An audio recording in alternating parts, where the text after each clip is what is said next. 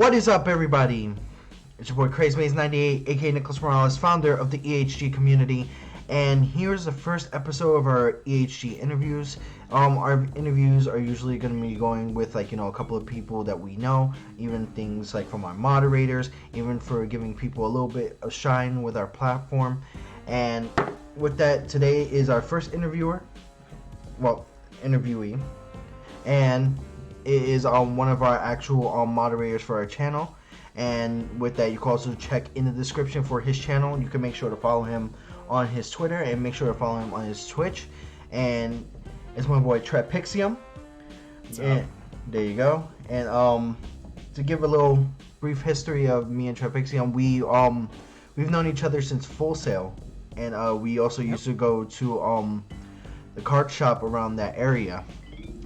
And with that, it was discussion of sometimes it was mostly about the updates in Overwatch, and then things for like Magic the Gathering, stuff like that here and there. And oh, there you go. There goes my alarm. You okay?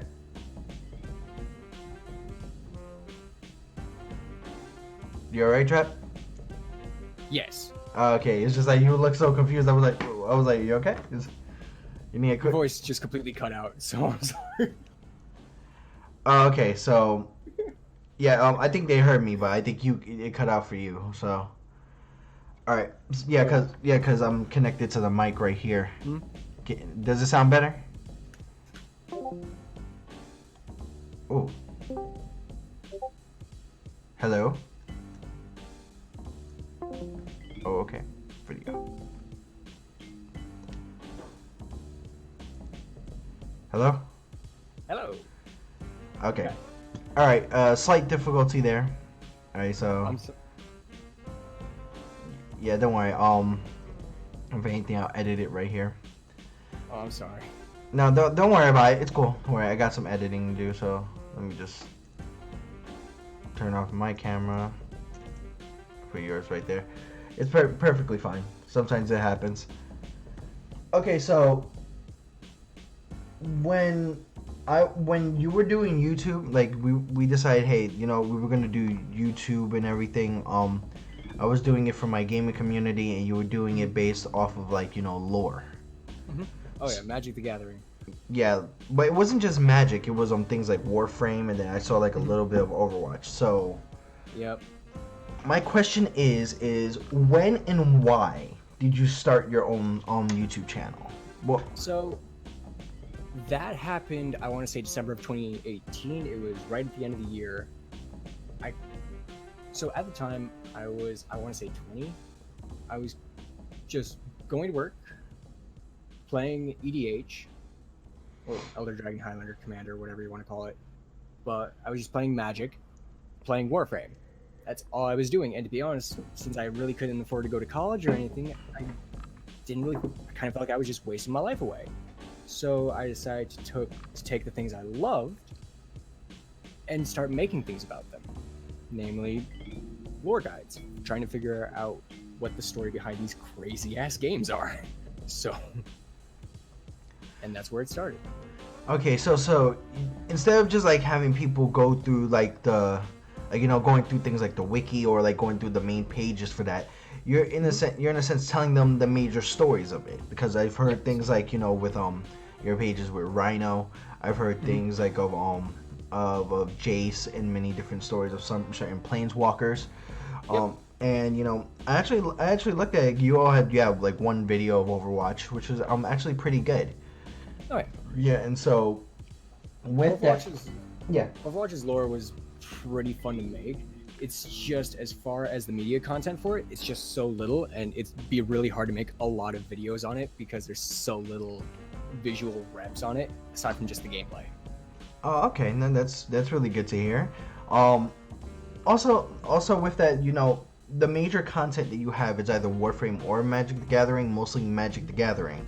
So on to the next question. What is it about Magic the Gathering that makes you want to do the lore? Is it based off just the major stories behind the characters, or certain expansions to the game, or certain different types of years. Like for instance, like we had like the plane, like we had Magic like 2018 or 2017, or we had like Ravnica. We have all these different types of expansions to the game. So what was it out of Magic the Gathering that made you want to do the lore?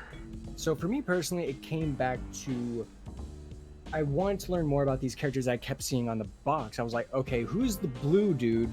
Why is her hair on fire? Why is he big and bulky? Why does he just look like generic soldier dude? Because I didn't know anything.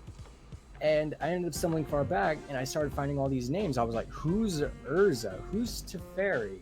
Who is Commodore Guff? Who are these people? And it just kind of fell down the rabbit hole from there. I started learning about what a Phyrexian is, why Xenagos wants to take over Theros, and it slowly just all started to build up, and I was like, okay, this is all insane. I love it. Okay, so like you just want to know more about the stories, like about the lore and everything through that. So I have a lot of those. When it came to the actual lore, through like the different packs, like we had like Kaladesh and all of that. Which one got your attention the most? Honestly, I'm gonna say Theros, the original Theros. Okay. Because I personally am a big Greek mythology nerd, and seeing Hellenistic Greece's mythology brought and twisted and worked on so heavily, chef's kiss. It was perfect. There are details strewn throughout Theros that is perfect. They even have their own version of the Iliad, called the Theriad. It is absurd. It's written on a bunch of vanilla cards, like 15 cards. Oh, that actually sounds very interesting. I might have to check that out myself. Oh yeah. So so with me, with our channel, especially with EHG, it's also about gaming. It's mostly 100% about gaming. Also trying to like bring in gamers together and stuff like that. Try to make a platform for gamers or anybody else. Now, besides a Magic the Gathering geek, you are also a gamer like I am. Yeah. So because with that you said Warframe. What is it that brought you to gaming? What is the main reason why Trapixieum is a gamer? So that kind of started because kind of brought into it young. Like growing up, there was always a console in the house, whether it was when I was literally just a small child and there was a Sega Genesis on the floor, and I was like, okay, I'll play whatever game's in that. And as it turns out, it was Sonic the Hedgehog and Street Fighter. And then growing up later, watching my brother play stuff like Resident Evil 2 Nemesis, watching him get a PlayStation 2 and play Sly Cooper 2, getting up Contents Under Pressure, Rock Band, Guitar Hero, all the way into PlayStation 3, watching him play Infamous, and then ending with me getting his PlayStation 2, buying my own games for the library, including some of the games that he played. I got my own versions, and then fully transcending into me getting his Xbox 360, the one that he just threw off to the side when he was done, and then me moving out and just continuing on. It was literally something that by proxy I was introduced into, and it's a hobby that grew on me slowly but surely, piece by piece, and I began to find my own foothold. Okay, so with gaming, like not just like because you said that it was technically a system all the time in your house. Like it started off like with a system in your house, and then you got your brothers. Like it happened the same thing with me. For me, it was also escape from like things like reality or like certain problems that I had. So that didn't happen until like down the line. Okay. When stuff started getting rough, and we were just like, okay, this is really cool. I'm just gonna sink in here and not think about my problems for a minute. And then it turned into hours, and then Skyrim came out, and it turned into months. That was me in Oblivion when I like during I believe it was the beginning of middle school or high school. That Oblivion was a thing on PS3, and then with that excuse me. With that, my brother went ahead and told me about it, and then he told me give it a try, and then Mhm. Oblivion became Fallout and everything. Oh yeah. Yeah. So Shush. yeah. So Jazzy. with that, as you said, you were staying things like Sly Cooper, you were staying things like Street Fighter and all of that. Mhm. What was one of the major game series that you got into, like throughout your whole entire history, and ones that you actually love the most, like your most favorite game series that you love, like let's say like if you hear the game title, then all of a sudden you're gonna buy the next game. Like for me, it's for Resident Evil, or it's like Kingdom Hearts or something like that. It's definitely going to be either Devil May Cry or it's going to be Doom. Uh, okay, so you're ready for Doom Eternal then? Unfortunately, yes. Because right now, I fucking hate Bethesda right now for the shit they did. Yeah, I think it's with the Fallout 76 thing. Yeah, I'm not too happy with that. Yeah, in fairness, I would not buy 76. I know they're coming out with Elder Scrolls 6. Yeah. Yeah, And so honestly, I'm scared for the project. I'm scared to death for Elder Scrolls 6, much less Ghostwire Tokyo. yeah, yeah. I can see your issue on that, but I can see where it is. But I'm sorry, I gotta go for some Doom. I have to admit, Doom was actually pretty damn good, especially when it first came out. I love Doom 2016. I love the OG Doom. Doom is a game you can play anywhere, and I love it. Yeah, I was on Doom 3 for the Switch, and like I was like, okay, this is way different from the regular Doom that I was playing. So Oh yeah, it's very close to the original combat. It's just got the new bells and whistles, and those bells and whistles just accentuate the gameplay and make it more addictive than the original first-person shooter ever could have been. yeah, It's beautiful, and I love it. yeah, especially when you can actually just like finish off your enemies. Oh yeah, That was the greatest thing that I loved. I was like, yes, and then when they started shining, boom, finish off, and then points. are you kidding me? Part of my hype music on my Spotify playlist is Dust, Rust, and Guts from the soundtrack. Yeah, I heard of the music on it. It's actually pretty good. Um, Music. I heard that some of the music for like the olds, like I would say since Doom 3, I heard there was one that was actually done by Slayer. Yes, it was digitized. Oh, okay, that's pretty cool. I like that. I thought that was Oh, yeah. actually pretty cool than that. Okay, so is there any other titles besides those two? Like, is there any ones that like that pique your interest? Because when you said Sly Cooper, I was like, yeah. So he knows Sly Cooper. He knows like things like Ratchet and Clank and Jack and Daxter and all that. Oh yeah.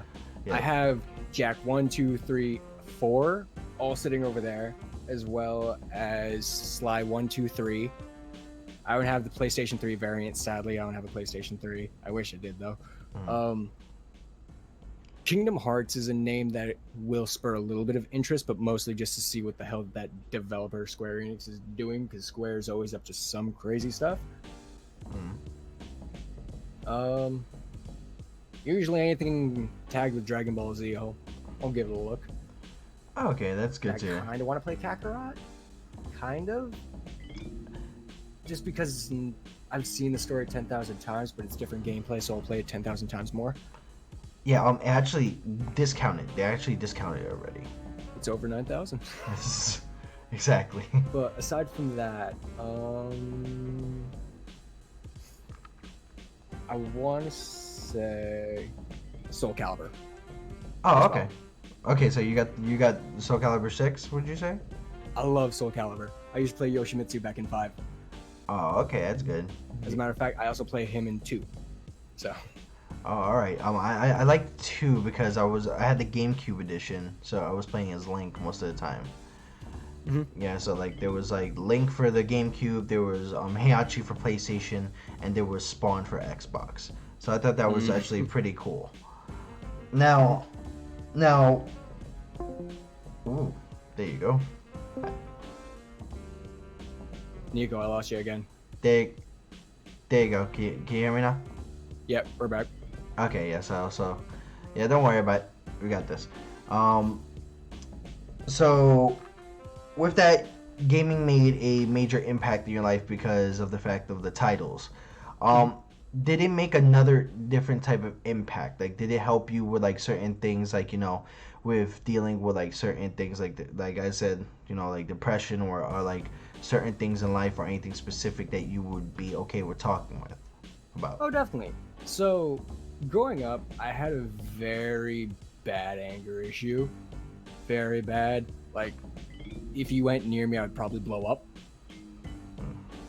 And progressively, as time went on, I started playing these. I started playing games like Grand Theft Auto, San Andreas, and not saying that this is always a good idea. Just go fly a tank.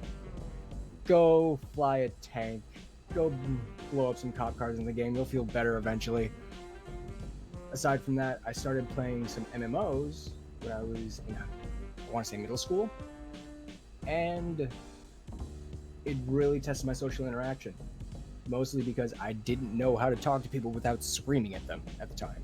So kind of helped a bit that I couldn't scream at them. I could just type angrily for all the good it would do. And I eventually learned how to control it, just through learning what worked and what didn't work. And suffice to say, it actually introduced me to my girlfriend of 7 years now. So That's great to hear. I'm glad to hear that. Also, disclaimer, just a disclaimer, because you know how everything has been like blamed on like games like Grand Theft Auto and stuff like that. video games don't cause violence. Don't you give me this shit ever again. No. Here's what we're gonna do. Here's what we're gonna do, because I've been told this when I was younger.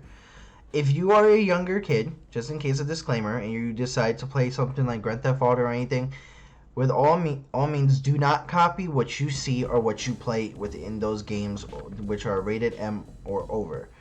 Yeah, that. Yeah. Don't do that. Yeah, don't do that at all. Do not copy that. It is just a game. Anything that is in those games that are rated M or sometimes T, because sometimes they all have blood or certain events in rated T, please, by all means, do not copy that. Because there's been many things where people have blamed video games where video games are not to blame. So, just want to go ahead and state that out there. Oh yeah, do not blame games for that. Yeah, so that's just like a major thing of that. Mm-hmm. Now, favorites. Let's talk about favorites here. So, let's talk about we're first with Magic the Gathering. Okay, so as you said that right now you have a major thing for Theros. Yes. Okay, so we have like planeswalkers, we have artifacts, we have like creatures, we have like different lands, all different colors, from like mono red to white black to white black green to like blue red, all that. What is your favorite cards from Magic the Gathering? Now, I would say top 5 cards, at least right now. Top five. So the first one is going to be Lightning Bolt. Basic card. Okay. One red mana, instant, deal 3 damage to any target. Okay. It's easy, simple, effective. Okay. Gets the job done. Okay, cool. Second, Tooth and Nail. So Tooth and Nail, I want to say, is 8 mana for a sorcery. It says choose 2. Search for a creature card in your library, put it into your hand, or choose a creature card from your deck, put it on the battlefield. And then it has Entwine for 2. It says if you entwine this spell, cast both. So not only do you get to search for a creature, you also get to put it on the battlefield. Okay. That's you got 3 more if you want. It's up to you. You can even include like planeswalkers or like specific lands, whatever any type of cards. Rogue's Passage is number 3, just because you could pay 4 mana and make something unblockable. Oh yeah, I had that. I love Rogue's Passage. I love it. Oof, that card. I love that card. Number 2, Soul Ring. Well, the basic Soul Ring, 2 mana. Yep. I'm a commander player. I gotta have it somewhere on the list, just because it's won me so many games. And you know a lot about planeswalkers, so give me one of your favorite planeswalkers at least to go for those people who like using planeswalkers. I'm not even gonna give you a good planeswalker, man. I'm gonna go with the original Domri Raid from Gatecrash. Don't you dare! Hold on. This is what I have to do. I have this card. I love it. Because, as you've noticed, I play a lot of red-green. Domri is red-green, and I love him. He has Search, because +1, reveal the top card of your deck. If it's a creature, put it in your hand. If not, leave it on top. Oh boy, that's the red-green, right? Yes, it's 1 red, 1 green, 1 colorless. It's a planeswalker that comes in on 3 loyalty, -2. Target creature you control fights another target creature. Alright, Domri Raid. Look at the top of your library. If it's a creature card, you may reveal it and put it into your hand. That's a +1. Then the second ability is -2. Target creature you control fights another target creature. And then -7 is you get an emblem with creatures you control have double strike, trample, hexproof, and haste. Oh, that would be pretty sick. That is pretty sick. The number of times I've nailed that emblem and everyone has gone, oh no, and I've gone, oh yes, and won. Oh my goodness, you don't know how many people went oh no when we used to play like Commander. It was a crazy thing. People don't when I play Xenagos. And then number 1, now that I mention it, Xenagos, God of Revels, a 1 green, 1 red, 3 colorless enchantment creature god. Has indestructible unless your devotion to red and green is less than 7. Xenagos isn't a creature, which means he's an enchantment. And then at the beginning of combat on your turn, target creature you control gets +X/+X, where X is that creature's power, and it gains haste until end of turn. That's nice. My favorite gods out of that were either Karametra or Erebos. I remember. Fair. Yeah, because I always used to run the black-white, either black-white-green or green-white. So that was a major thing with it, because especially I love Celestia and I love Abzan. Not just Abzan, Celestia, Abzan, and Orzhov. So those were my favorites on that. I love that. Those color pairings are just so rude. Yeah, and also with these favorites, it's gonna be also based on like the lores that you have. By all means, which you guys can now check out if you go into the description. There's a link to his YouTube channel. Make sure to hit that subscribe button and the notifications for when he has more lures coming out. And next one is Warframe. So, what is your favorite Warframe? And your favorite weapon set? Like, explain to me what do you go in to like doing, like, exterminates or defenses or any type of mission with? Like, what Warframe are you equipped with and what is your loadout? Like, explain to me on that one. I think on this one I'm gonna go Valkyr with a Vectis Prime, Twin Grakatas, and Fang Primes. Oh, I like those. I have Fang Primes. Oh yeah. I had the Twin Grakatas. You wanted them from me before. Oh yeah. Yeah. For me, I love Twin Grakatas so much. Yeah. For me, it's I do like a lot with I would say like machine gun. So I would say the Brayton Prime, because I do have Brayton Prime, Boltor Prime. The basic stuff. Right now I do go with with War. Oh yeah. Yeah. Fair. With War, and then that one with the primaries. I go for like one of the kunai based weaponries. So I don't remember the name of it. It's the one that Gara uses. It's oh yeah. Yeah, those. So I love those. And my favorite is right now that I'm using is Frost Prime. I love Frost Prime. Yep. Oh yeah, Frost is great. Yeah. So I can't wait that we can get cross save so we can actually right. Add it. Yeah. So excited. Yeah, I just need to get used to these damn controls from PS4 to PC. You know what I did? I literally just put my slide like on right here. Just put your slide right there. It's easy. Yeah, that's. I have a keypad right here, so I had to set that up. So I might have to set that up on my own, cause like the key, the keypad right next to my actual mouse stands for like the numbers, so I might have to set that up with something. So that's a major thing that works. And go ahead. The other primary I'd say I go with usually is either Effectus Prime or Soma Prime. Love Soma Prime to death. I've had Soma Prime from minute 1, and nothing quite like mowing someone down with 1,000 bullets. There's that there's Gara's primary weapon, the one where it shoots the glass shards. Which I didn't know it was a shotgun. That kind of caught me off. I was like, I thought there was like a machine gun, but it was a shotgun. I love that. I'm starting to love that right now. It's like, and you know, my second favorite would be Nidus. I know about you and Nidus. I love Nidus. I love Nidus so much, and especially where, you know, I just love like being that guy to just like leech everybody together and to just like hit them down and then be able to heal people with my ability. So that's ridiculous. Aside from Val, I'd say Excalibur Prime actually right now has become a very close favorite just because of his passive. It's ridiculous. Yeah, were you talking about like Excalibur Prime, like the one like from the beginning, or we're talking about Umbra? I'm specifically talking about Umbra in this case. He's basically Prime 2.0 at this point. That is definitely true, and you know that is the first literal flesh warframe. Yeah. Yeah. So yeah, that is something that that I actually do like as well. Especially I have the OG Excalibur myself, the first one. So yeah, that's a major thing.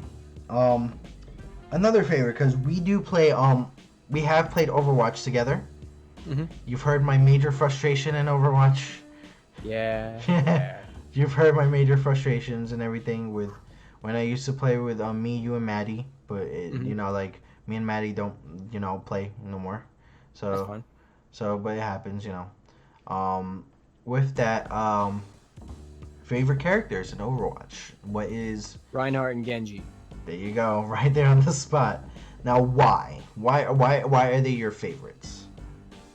Genji's story specifically, it's really tragic, and it's just really nice. He's struggling with the very nature of being cyborg and also being human, because in that world with the Omnics, it's kind of a mixed bag.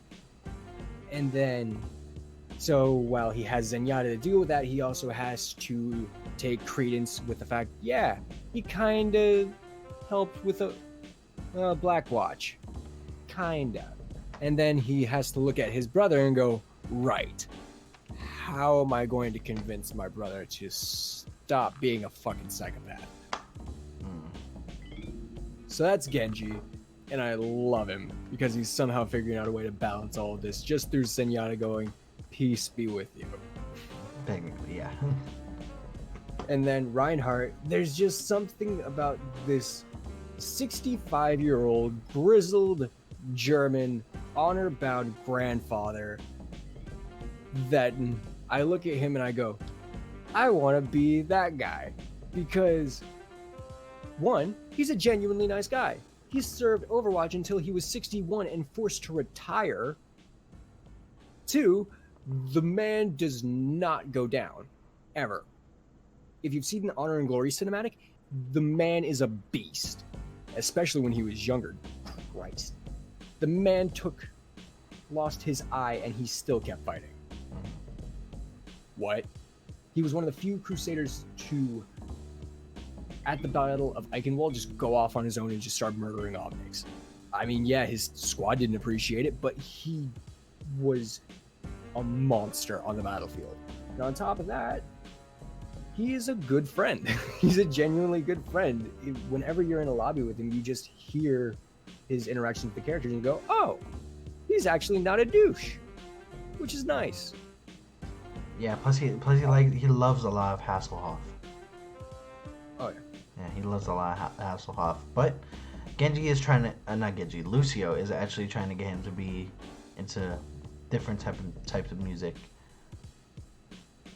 Oh, that's amazing. Yeah, yeah. It's like Reinhardt. We gotta get you some new tunes. Yeah, that's what I was like. Yeah, yeah. Let's do that. Let's do that.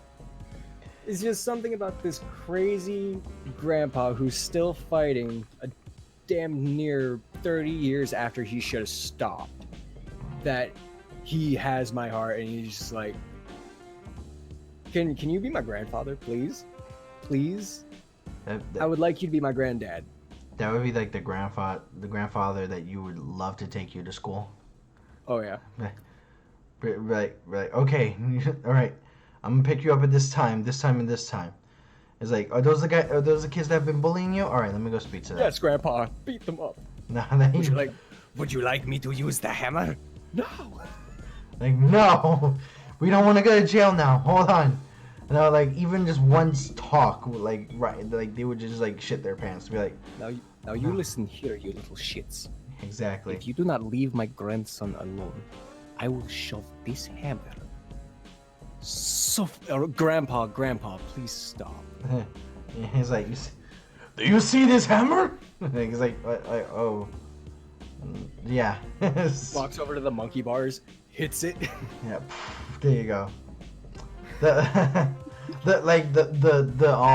whole entire playground area, the play thing, like the big toy, what they used to call it, the big toy. Just like, this is your big toy. That could be you, like stuff like that. Doesn't even say a word, just exactly points. They're like, Brigitte must have had it so easy. Oh my goodness, I love Brigitte. I love her so much. Like that's one of my favorite characters, Brigitte. Because Brigitte just popped in and literally just broke everything, and I loved it. She saw her grandfather just trying to hold up, and she's like, Grandpa, you can't do this by yourself. I'll join with you. Reinhardt went, yeah, sure, why not? And she became her squire. Yeah. The weird part is that Reinhardt's actually not her grandfather. That's her father is actually Torbjorn. Yeah. Yeah, her father is Torbjorn. I think Reinhardt just mentored her. Reinhardt's and Lindholm's are pretty close. Yeah. So. Yeah, there's that. There's also the fact that there was an interaction between her and Genji, and she's like, "Hey Genji, are you ready to spar?" He's like, "Sure, show me what you've learned." So I'm like, "Oh, okay." So they went head to head before. I wonder who won that. Well, it's like the Richter Belmont versus Alucard thing. You know, Alucard with the long sword and everything, and then you got Richter Belmont with the whip, and then like Brigitte's with the whip and everything. Well, even like in hand to hand, at best, Brigitte probably only knows what Torbjorn, who is a little person, and Reinhardt knows. Genji has ninja training from the Hashimada clan. Yeah. All right. Yeah. Let's see what happens. Yeah, I was like, okay, so he has to know like anything from ninjutsu and like anything of karate. Yeah. So, with that, I don't know what they would teach in Overwatch. I think like basic like Krav Maga or something like Probably, that. Yeah. Yeah. So that was like a major thing for that. Mm-hmm. All right, so we're at the final question here, and this is a major question for us and for people to possibly know when they take a look at your channel. What is your goal for your channel? What's the major goal that you want to hit, and like what do you want to get out to the audience that you're trying to attract? So, one thing I've learned after reading through practically all of the pages in a bunch of different wikis, whether it be the Arkham City wiki, the Magic the Gathering wiki, pretty much any wiki that's on there, reading these wikis is boring, man. You're literally just stuck with you and your wits, and you're just like, okay, what happened here, here, here, here, and here? You're trying to get the critical information that you want from these specific passages, but there's so much goddamn reading. So I want to entertain you. I'm not just throwing skits in here because I need some segue. I'm really not. I'm just doing this because I think you'll find it funny. And then 2, make sure you get the information you need. Trying to make you learn, trying to make you laugh. Not a bad goal, in my opinion. Okay, so you just wanna entertain people in that sense with like things like Magic the Gathering, especially in things like with like Warframe and stuff like that with lore. Okay. And the funny thing is, like with Magic lore specifically, there are a surprising amount of jokes actually. Yeah, like the mono red planeswalker. Tybalt, surprisingly, Tybalt is very fucked up, as it turns out. Well, yeah, technically he's a devil, so is he? He feeds off misery. Oh, so he's the sadist. Yes, he is a sadist. He has killed people. He tortures people to death, Nico. Yep.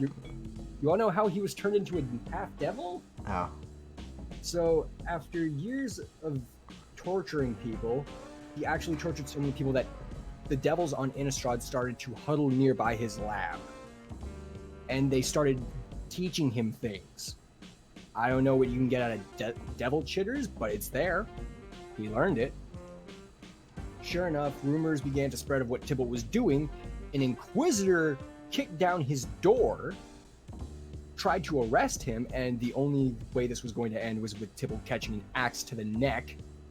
So he had one last play. He used a spell that he made half from what he found, which, by the way, what he was studying through those torture sessions was how to harness the true nature of pain, and he combined it with the things that the devils had been telling him, and he inflicted all the pain he had ever inflicted on others to himself, and killed the Inquisitor, and it turned him half devil because all of the devils around him got absorbed. Also, it ignited his planeswalker spark and he walked out. Oh, okay. Yeah. That's interesting. I gotta see more of the lores that you're gonna be coming out with, because there's one that I specifically want to know more about. Like, I really want to know more about Gideon. So when Gideon pops out, you gotta let me know on that. Oh, of course. Gideon is probably going to be a very interesting one, just because of how quickly his story gets really dark. I mean, it starts really dark. He's a kid in prison, but yeah, like the only ones that I know specifically is a Johnny. So I know specifically about a Johnny with like where he where things like his tribe was killed by Nicol Bolas. Specifically, his brother. His brother, yes. Yep. And Jazal. Jazal, and then and I think it was his tribe because he found one person that left there, which actually turned their back on him. So what ended up happening, from what I recall, is there was a person who led an attack on the camp, and they specifically killed Jazal. What ended up happening was Ajani was so grief-stricken by the fact that his brother was dead that his spark ignited and he planeswalked to Jund. And the first thing he saw was Karthus, the giant-ass dragon. And then he met Sarkhan. Yeah, and then he was a friend of Elspeth, so now knowing that Elspeth is coming back, it's gonna be amazing, because I can't wait for that. I can't wait for that, because as I said, I want to see him kill Nicol Bolas, but I know Nicol Bolas has been captured by Ugin. Oh yeah. So with that, Ugin has lost his planeswalker spark. He can't leave the meditation plane. He has lost pretty much all of his power, because what ended up happening was, as he was trying to do the Elder spell, one of his Eternals, and the Eternals, through the spell he was casting, got the ability to absorb sparks just by touching people. So, lo and behold, Liliana mind-controlled one of the dead god Eternals, i.e. Bontu, into biting Bolas's tail, absorbed his spark, destroyed the spell, and desparked Bolas. Ugin came in, planeswalked him out, Don't ask how he did it. I don't know, because that goes against the whole rule stick and everything. Planes walked him through the blind eternities straight to the meditation plane. By the time it was done, he had no scales left on him. Man was on death's door and was passed out for 2 months. He wakes up on the meditation plane. It's now Ugin's bright blue. He's like, what the hell is going on? And Ugin's like, you're never leaving here. You're not getting out. No one knows you're here. You're not going anywhere. I'm your jailer. There you go. Yeah. So Nicol Bolas is stuck in the meditation room. Yep, he is stuck in the meditation room, and he's not going anywhere until he and Ugin both die. Oh, okay. I was waiting for that son of a bitch to die. I'm sorry. Because what he did to Johnny, I'm sorry. I had to. And then I was waiting for something in Heliod happened, like something in Heliod happened. But then you told me what happened. I was like, yes, this is awesome. Heliod is now stuck in a Atlesian punishment, I want to say right now. He's essentially holding up a giant-ass orb in the underworld. Way to the world, so to speak. Nice. So he's the Atlas of the thing. He's holding something. Yeah. That sounds very interesting. I gotta take more look into that. All right, but Steven, thank you very much for taking this time to having this interview with me. I appreciate it very much. Anytime. Yeah, so if you guys are watching this interview right now, by all means, go ahead and follow Trapixium on twitch.tv/Trapixieum. Also, make sure to follow him on his Twitter and subscribe to his channel. You'll see it right there. It's under the actual the banner for the banner for the video. Also, there will be links to those platforms in the description. Especially there is a link already there since he's one of the moderators for the EHG community. And make sure to go support him. Make sure to take a look at his videos, take a look at his content, and make sure to leave those likes. And make sure to comment some of his videos. Interact with his videos. Ask him questions, and he'll definitely have the answers for you. But definitely subscribe to the EHG community. Definitely turn on your notifications when we get new streams and new videos set out. Definitely join us on our Facebook group or Discord channel. Make sure to check out our brand new merchandise.